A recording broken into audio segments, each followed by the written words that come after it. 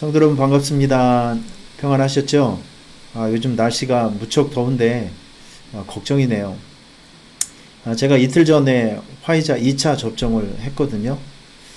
2차가 조금 더 몸이 안 좋다고는 말을 하도 많이 들어서 걱정을 많이 했는데 그래도 감사하게 열만 조금 올라가요. 저 같은 경우에는 이렇게 상체, 얼굴 위쪽으로만 좀 열이 좀 올라서 지금도 이 방송 찍기 전에 타이레놀을 좀 먹었는데 아마 지금도 제 얼굴이 후끈후끈해서 아마 화면으로 보기에도 이제 약간 빨갛게 나올 수도 있을 것 같습니다. 그래도 화이자 2차 백신을 또 맞고 나니까 조금 더 안정감이 생기고 우리 성도님들 뵙기에도 제가 마음이 한결 또 이렇게 좀 가벼워지는 그런 느낌이 있어서 감사하고요. 여러분들도 속히 백신을 또 잘 맞아서 우리가 서로 모여서 마음껏 즐겁고 또 재미있고 은혜로운 예배를 마음껏 드렸으면 참 좋겠습니다.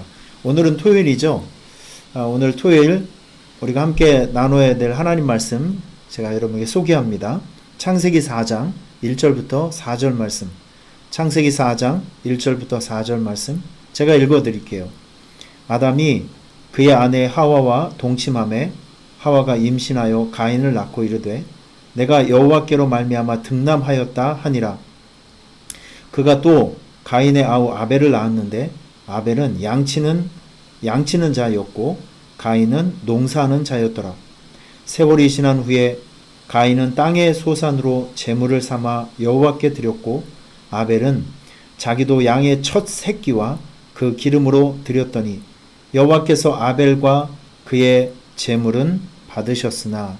자, 여기까지만 하도록 할게요. 오늘 제가 이 본문을 가지고 하나님이 받으시는 예배라는 제목으로 하나님 말씀 전하도록 하겠습니다. 제가 설교를 준비하면서 자료를 찾아보니까 여름에 생기는 병이 굉장히 많더라고요. 여러분들은 여름 하면 어떤 병이 생각나십니까? 이런 병이 있어요. 열사병과 일사병이 있는데 여러분 이거 구분하실 수 있나요? 열사병은 무엇이고 일사병은 무엇입니까? 열사병이라고 하는 것은 이 중추신경계에 좀 이상이 생겨서 체온이 40도 이상으로 올라가는 것을 이제 열사병이라고 하고요. 그리고 일사병이라고 하는 것은 우리가 지금처럼 35도 이상 되는 높은 기온에 우리가 밖에 나가서 일을 한다든지 오랫동안 장시간 노출되어 있으면 피부 이제 체온이 막 올라가서 사람이 뭐 탈수 현상이라든지 아니면 두통, 어지러움증 이런 것이 나오는 것이 일사병이라고 합니다. 그래서 기상청에서는 33도가 되면 폭염주의보를 발령을 하고요. 35도 이상이 되면 폭염경보를 발령을 합니다. 여름철이 되면 음식이 많이 상하니까 상한 음식을 먹게 되면 식중독에 걸릴 위험이 있어요. 그리고 요즘 같은 경우는 에어컨이 없는 곳이 없죠. 가정에도 있고 사무실에도 있고 심지어는 차에도 있고 모든 것이 다 에어컨이 있습니다. 하지만 이 에어컨 바람이 체온을 떨어뜨리기는 하지만 이 인위적인 방법으로 냉기를 오래 우리 체온이 몸이 받게 된다면 오히려 거기에서 기온 변화로 인해서 콧물이라든지 감기가 걸릴 확률이 굉장히 높다고 합니다. 그래서 이런 것들을 냉방병이라고 하죠. 우리가 식중독에 걸리면 설사를 한다든지 아니면 모기를 통해서 감염되는 병들이 굉장히 많은데 여름철이 되면 이런 병들을 우리가 좀 주의를 해야 됩니다. 그냥 덥다고 해서 아무렇게나 살아가게 되면 우리의 건강을 책임질 수가 없는 거예요. 제가 이 설교를 준비하면서 제가 느끼고 깨달은 것은 여름철이 될수록 건강관리를 잘 해야 되겠구나. 그리고 먹는 것도 생활 습관도 굉장히 우리가 절제하고 여름철을 건강하게 지낼 수 있는 삶의 시스템으로 살아가야 건강하게 살아갈 수 있다라는 것을 많이 느끼게 되었습니다. 그래서 저는 여러분들에게 한 가지 추천해 드리고 싶은 것은 어쨌든 여름에는요 너무 차갑지 않는 물을 많이 드셔야 한다고 합니다. 물 먹는 거 쉽지 않아요. 저도 제 자신을 생각해 봐도 전 물 참 많이 먹지 않습니다. 운동할 때는 어쩔 수 없이 먹게 되지만, 그리고 얼음물 많이 좋아하시는 분들이 있는데, 저도 커피를 마셔도 뭐 아이스 커피를 먹고 뭐 그런 경우도 많이 있는데, 우리가 좀 몸을 위해서 너무 차갑지 않은 물을 자주 마시는 것이 여름철에는 너무 중요하다고 합니다. 우리 한번 따라해 보실까요? 물을 많이 먹읍시다. 자, 그리고 카페인이 많이 들어간 음식, 드링크 종류 있잖아요. 특별히 커피라든지 뭐 그런 것들, 이 수분이 많이 빠져나가기 때문에 카페인이 많이 들어간 음식을 우리가 좀 조심해서 먹어야 됩니다. 아까도 말씀드렸지만 물을 마실 때는 가능하면 따뜻한 거, 미지근한 물, 너무 차가운 물은 몸에 좋지 않고요. 설사의 원인과 복통의 원인이 된다고 합니다. 그리고 여러분 과일 좋아하시죠? 여름철에 꼭 먹어야 될 과일이 몇 가지가 있는데, 음식이 있는데, 첫째는 전복이 그렇게 좋다고 합니다. 전복도 많이 드시고요. 메밀도 사람 몸에 여름철에 굉장히 사람에게 도움이 되는 음식이라고 하니까 좀 많이 드셨으면 좋겠고, 그리고 수분과 비타민과 그리고 우리 몸에 필요한 것, 영양소를 제공하는 여름철 과일이 있대요. 제일 좋은 건 수박입니다. 참외, 포도, 자두, 이런 것들은 여름철에 꼭 수시로 먹어야 될 음식이라고 합니다. 그래야 그런 것들이 몸에 들어와야 여름철을 이길 수 있는 건강과 에너지가 만들어지게 되는 것이죠. 이렇게 무더운 여름을 잘 건강하게 나기 위해서는 나름대로 전략이 필요하고, 먹는 음식도 필요하고, 생활의 습관이 필요합니다. 자, 그럼 여기서 우리가 한 가지 생각해야 될 것이 있어요. 우리는 당장 내일부터 가정에서 예배를 드려야 합니다. 참 어색한 환경에서, 교회에서 모이지 못하고 가정에서 예배를 드리는데, 이건 보통 상황이 아니라 전시 상황입니다. 영적 전쟁 상황이고 굉장히 위급한 상황이고 위기적인 상황이죠. 여름철이 굉장히 뜨겁다고 하면, 그리고 위험 요소가 많다고 하면 우리도 지금 마찬가지 입장이에요. 지금 이런 상황에서 우리가 어떤 대비책을 가지고 예배를 잘 드리지 않으면 우리의 믿음과 신앙과 또 우리의 영성은 정말 많이 부서지고 깨질 것입니다. 전 이것이 너무 걱정되고 염려가 되는 것이죠. 그래서 오늘 우리가 한 가지 생각해야 될 것은, 어떻게 하면 우리의 영성과 믿음과 신앙생활을 건강하게 유지할 수 있을까? 이 부분에 대한 고민입니다. 제가 여러분들에게 질문하면 여러분들 어떻게 답을 하실래요? 어떻게 하면 이렇게 위기적인 상황 속에서, 영적 전쟁터 같은 상황 속에서 우리의 믿음과 신앙과 그리고 영성을 건강하게 유지할 수 있을까? 여기에 대한 답을 여러분들은 뭐라고 생각하십니까? 한 가지 중요한 것이 있어요. 예배에 성공하면 인생에 성공합니다. 하나님이 받으시는 예배, 하나님이 즐거워하시는 예배, 그리고 하나님이 기쁨으로 받으시는 예배 드리면 모든 어려움에서 우리가 승리할 수 있어요. 그러니까 오늘은 제가 여러분들에게 이 부분에 대한, 우리가 어떻게 하면 예배를 성공해서 드릴 수 있을 것인가, 어떻게 하면 하나님께서 받으시는 예배를 만들 수 있을 것인가, 여기에 대해서 집중적으로 좀 얘기를 하려고 합니다. 잘 귀담아 들으시고, 하나님이 받으시는 예배, 또 성공하는 예배, 하나님께서 기쁨으로 받으시는 예배 꼭 드려주시기를 부탁을 드리겠습니다. 여러분들은 예배가 뭐라고 생각하세요? 교회 다니기, 신앙생활을 하면 정말 많이 듣는 단어 중에 하나가 바로 예배입니다. 예배와 기도, 기도와 예배, 전도, 뭐 이런 부분들이죠. 그런데 우리가 한 가지 명확하게 알아야 될 것은, 예배라고 하는 것은요, 우리를 만들어주신 창조주 하나님께 우리의 최고의 믿음과 신앙과 찬양과 존경의 마음을 올려드리는 영적 행위가 바로 예배라는 것이죠. 그래서 예배는 정말 중요한 거예요. 하나님께서는 우리의 예배를 받으시고, 그리고 하나님의 사랑과 은혜와 축복을 성도들에게 이제 베풀어 주시게 됩니다. 예배는 이런 거예요. 제가 설교를 준비하면서 또 지난번에도 설교를 많이 한 부분 중에, 예배라고 하는 것은 하나님과 우리와 영적으로 만남의 시간이거든요. 아주 행복하고 즐거운 데이트죠. 여러분들에게 예배라는 것이 너무 고통스럽지 않았으면 좋겠고 지겨운 시간이 되지 않기를 바랍니다. 예배는 하나님과 우리가 영적으로 만나는 시간이에요. 그러면 하나님께서 우리가 예배할 때 하나님께서 우리에게 주시는 것이 있어요. 전 이게 너무 너무 소중하고 늘 이런 것이 기대가 돼요. 우리가 하나님을 예배하면 하나님은 우리의 삶에 찾아오셔서 빈 곳을 채워주십니다. 그리고 공급해 주시고 치유해 주십니다. 채움, 공급, 치유. 예배 안엔 이런 것들이 있어요. 그래서 여러분들은 예배를 사모하고 사랑하셔야 됩니다.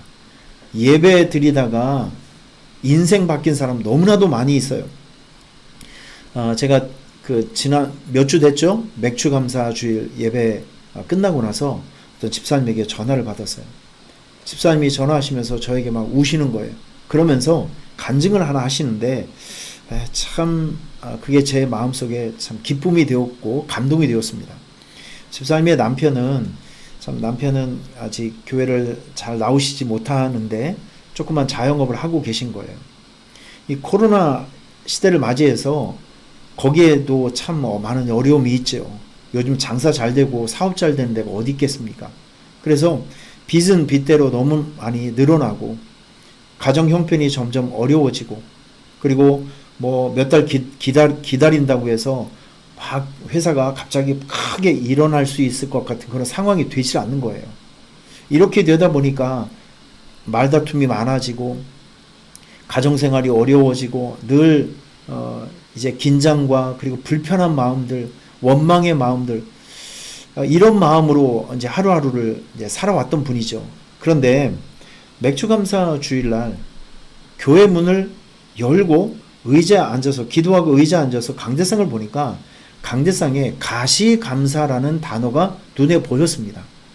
그 한마디가 우리 집사님 마음을 강타한 거예요. 가시감사. 설교를 듣지 않았는데도 이 가시감사라는 그 말이 한마디가 본인에게 감동을 주고 이제 은혜가 되어서 가시감사 때문에 눈물 콧물 흘리면서 말씀을 듣게 되었는데 거기서 자기의 인생을 바꾼 말씀을 만나게 된 것이죠. 그리 아니하실지라도 감사. 우리가 눈물과 고통과 아픔에서도 해야 될 감사 세 가지를 배우게 된 거예요. 없을지라도 감사, 그리 아니하실지라도 감사, 그리고 미리 감사. 이 세 가지 감사를 배우게 된 거예요. 이분이 주일 예배를 이제 드리면서 말씀을 이제 들으면서 너무 중요한 것을 깨닫게 된 것입니다. 내가 돈 문제 때문에 우리 남편의 사업의 문제 때문에 너무 소중한 것을 잊고 살았구나. 현실만 보고 돈 없는 거 그것만 원망하고 투정하고 짜증 부리며 살았구나. 그래서 이 집사님께서 그 말씀을 듣고 그 자리에서 없을지라도 그리 아니하실지라도 미리 감사, 이 감사가 회복되고 그 마음에서 하나님께서 말씀을 통해서 치유를 주시니까 이루 형용할 수 없는 기쁨과 그리고 행복감이 밀려오더라는 거예요. 여러분 바로 이런 것입니다. 예배는 바로 이런 것이에요. 우리가 예배 드리게 되면 우리의 비어있는 것이 채워지게 됩니다. 하나님께서 우리에게 오셔서 빈 마음을 채워주시고 우리가 필요한 것을 공급해 주시고 우리의 병들었던 육체와 영혼과 믿음의 상태를 고쳐주시는 치유의 역사가 나타나게 되는 것이죠. 그래서 예배는 축복입니다. 여러분 예배를 사랑하시길 바랍니다. 그러면 어떻게 하면 하나님이 기뻐하시고 받으시는 예배를 만들 수 있을까요? 세 가지를 말씀드립니다. 첫째는 잘 준비된 예배입니다. 잘 준비된 예배. 이제 우리는 내일부터 각자 가정에서 예배를 드리게 됩니다. 그런데 참 놀라운 것은 이번 기회를 통해서 우리가 흩어진 자리가 교회가 되고 예배가 되는 성전이 되는 것을 우리는 훈련받게 되는 것이죠. 여러분 생각하기 나름입니다. 우리가 교회로 모일 수 없다고 하면 앞으로도 이런 일이 생겨서 우리가 몇 주 동안 잠시 동안 만나지도 못하고 이 신앙생활을 해야 될 때가 종종 있을 것 같아요. 앞으로는 코로나가 아니더라도. 그러면 이번에 우리가 훈련을 잘 받게 되면 여러분들이 속해 있고 살고 있고 머물고 있는 그 장소가 예배 장소가 되고 교회가 되고 성소가 되고 기도의 자리가 되게 하면 됩니다. 이런 것을 우리가 잘 훈련받았으면 좋겠습니다. 잘 준비하세요. 시간을 준비하십시오. 여러분, 오늘 본문을 보면 가인의 예배가 나오고 아벨의 예배가 나오죠. 그런데 하나님께서는 가인의 예배를 안 받으시고 아벨의 예배만 받으셨어요. 그 이유가 뭔지 아세요? 간단합니다. 가인은 잘 준비되지 않는 예배를 드렸고 아벨은 잘 준비된 예배를 드렸습니다. 가인은 예물을 준비할 때도 하나님께 드릴 제물을 준비할 때도 그냥 영어 성경에 보면 one of them 이라고 나옵니다. 이제 그것들 중에 하나, 구별됨이 없이 그냥 손에 잡히는 거 아무거나 이걸 가지고 제사를 드렸어요. 예배를 드렸습니다. 하지만 아벨은 양의 첫 새끼와 그 기름으로 드렸다. 이런 말씀이 있습니다. 준비가 있어야 된다는 것이죠. 오늘 토요일이니까 여러분 내일 주일 예배를 위해서 마음을 준비하시고 또 그리고 시간을 준비하시고 환경을 준비하시고 예배 드릴 수 있는 최적 환경을 만들어 주시길 바랍니다. 그래서 내일 아침에 일찍 일어나서 30초 맡긴 기도 우리가 열심히 배우고 있죠. 하나님 오늘도 하나님께서 받으시는 예배가 되게 하시고 우리 모든 가족 식구가 함께 모여서 예배하는 그런 예배 시간이 되게 하시고 예배할 때 고넬료 가정에게 임했던 성령의 임재가 있는 예배가 되게 하옵소서. 30초 맡긴 기도하고 그리고 준비를 하는 것이죠. 시간을 준비하고 환경을 준비하고 옷을 준비하고 물질을 준비하고 예물을 준비하고 소원과 마음을 준비하고 이렇게 잘 준비된 예배, 하나님께서는 잘 준비된 예배를 기쁨과 영광으로 받으시게 됩니다. 자, 두 번째, 참여하는 예배입니다. 참여하는 예배. 저는 이게 제가 우간다에 지난번에 갔을 때 제가 참 감동받은 것이 있어요. 아침에 8시에 어떤 교회를 갔더니 와, 교회 문을 여니까 그 공간 안에 성도들이 가득 차 있었습니다. 아침 8시. 정말 깜짝 놀랐어요. 근데 거기서 어떤 그 현지 목사님이 저를 어떤 가정을 소개시켜 주는데 7명이 있었습니다. 7명. 7명이 8시 예배를 드리기 위해서 온 가족이 2시간을 걸어서 왔다는 거예요. 2시간을 걸어서. 그 예배가 은혜가 되든지 안 되든지 말씀이 얼마나 좋든지 뭐 찬양이 뭘 준비든 이런 걸 따지기 전에 저는 벌써 교회로 들어가는 그 순간부터 그분들 때문에 너무 감동이 되는 거예요. 이 한 번의 예배를 드리기 위해서 7명이 걸어서 2시간을 여기까지 왔다는 거예요. 예배 장소에. 참여하는 예배. 여러분, 하나님께서는 우리의 마음과 중심을 보십니다. 가정에 식구들이 있으면 모든 식구들을 초대하세요. 잠자는 애도 초대하고 이렇게 깨워서 어린애도 참여하게 하고 그리고 온 식구들이 모여서 TV를 보든지 아니면 PC를 통해서든 핸드폰을 통해서든지 각자 여러분의 형편에서 예배를 드릴 때 예배 드리다 보면 기도 시간도 있잖아요. 찬양 시간도 있잖아요. 말씀 듣는 시간도 있잖아요. 헌금의 시간도 있잖아요. 여러분 이런 시간에 여러분들이 그냥 방관자가 되지 말고 보는 사람이 되지 말고 예배는 보는 것이 아니라 드리는 겁니다. 예배 정신이 그렇거든요. 그러니까 예배하다가 찬송할 때 여러분들도 큰 소리로 찬양을 따라해 주시고 자 우리 함께 일어나서 하나님을 찬양합시다. 그러면 모든 가족 식구들이 마치 성전에서 예배 드리는 것처럼 벌떡 일어나서 하나님을 같이 찬양하는 거예요. 우리 함께 통성으로 기도합시다 하면 집에서도 막 통성으로 기도하고 그리고 말씀 듣다가 은혜 되는 부분이 있으면 한번 따라하겠습니다. 아멘, 아멘. 이렇게 큰 소리로 아멘을 해주시고 예배를 참여하는 것이죠. 참여하는 예배 하나님께서 기쁨으로 영광으로 받으십니다. 자, 그리고 세 번째, 희생의 제물을 드리는 예배입니다. Worship is sacrifice라는 말이 있어요. 옛날 구약 성경을 보면 구약을 보면 제사를 드릴 때 짐승을 가지고 오죠. 그럼 짐승을 꼭 죽여서 피를 내서 제단에 피를 뿌려 그리고 내장을 태우고 이제 그 고기를 태워서 향기를 올려드림으로 하나님께 제사를 드렸습니다. 예배는 희생이에요. 예배는 희생. 그래서 우리는 시간을 준비하고 마음을 준비하고 찬양과 기도를 준비하고 그리고 물질과 예물을 준비해서 하나님께 그걸 올려드리면서 예배하는 것이 올바른 예배법입니다. 여러분 내일은 특별히 우리 교회에서 2차 총진군 예배 드리잖아요. 김채송화 선교사님이 오십니다. 제가 지난주 설교할 때도 이런 걸 말씀드렸어요. 우리 예수 믿는 사람들이 쓰지 말아야 될 단어가 있는데 그것은 바로 우연이다. 어떻게 이 나일강에 떠내려 가고 있었던 모세와 바로 왕의 딸, 그 공주가 하필이면 그 시간에 그 나일강에서 만난 것이 어떻게 우연이 될 수 있었겠습니까? 이건 하나님의 섭리죠. 하나님께서 만나게 해주신 것이죠. 요셉이 이집트로 팔려갔을 때 왜 하필이면 보디발 장군 집에 갔을까요?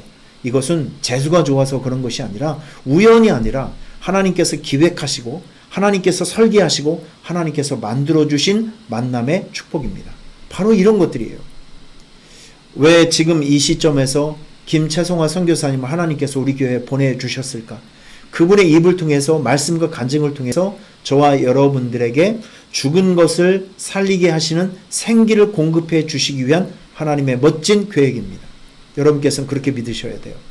그래서 내일 총진군 예배 우리가 한 사람이라도 더 많이 참여해서 말씀 듣고, 그리고 우리가 지금 거의 한 300명 가까이 온라인 성도를 만들어 놨는데 그분들에게도 내일 예배 적극적으로 참여하고, 교회 성전에서 모이는 것이 아니기 때문에 각 가정에서 모이는 것이기 때문에 말씀 잔치가 있는 예배 안으로 자신있게 여러분 초대해 주시길 바라고, 장기 결석자들이라든지 아니면 믿음 약한 분들이라든지 여러분 이런 분들을 적극적으로 권면해서 참여시켜 주시기를 부탁을 드리겠습니다. 지난주 수요일에 보니까 우리가 비상 연락망도 한번 만들어 봤어요.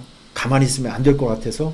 그래서 우리 수요 예배를 드리는데 너무 감사하게도 수요 예배에 거의 120명 성도님께서 접속을 하셨어요.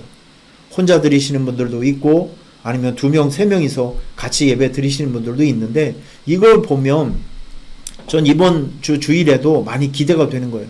우리 성도들이 비록 흩어져 있지만 흩어진 현장에서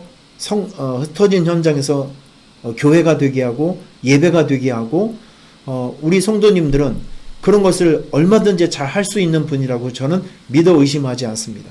여러분, 우리 내일 하나님 앞에 잘 준비된 예배 드리고, 그리고 잘 섬기는 예배, 그리고 희생제물을 하나님께 올려드리고 참여하는 예배를 만들어서 하나님께서 받으시고 하나님께서 기뻐하시는 예배, 승리하는 예배를 꼭 만들었으면 좋겠습니다. 이 시간 이후에 제가 김채송화 선교사님 보내주신 영상을 초대 영상 이걸 좀 보내드릴 테니까 끝까지 보시고 내일 예배를 위해서 중보기도해 주시길 부탁을 드리겠습니다.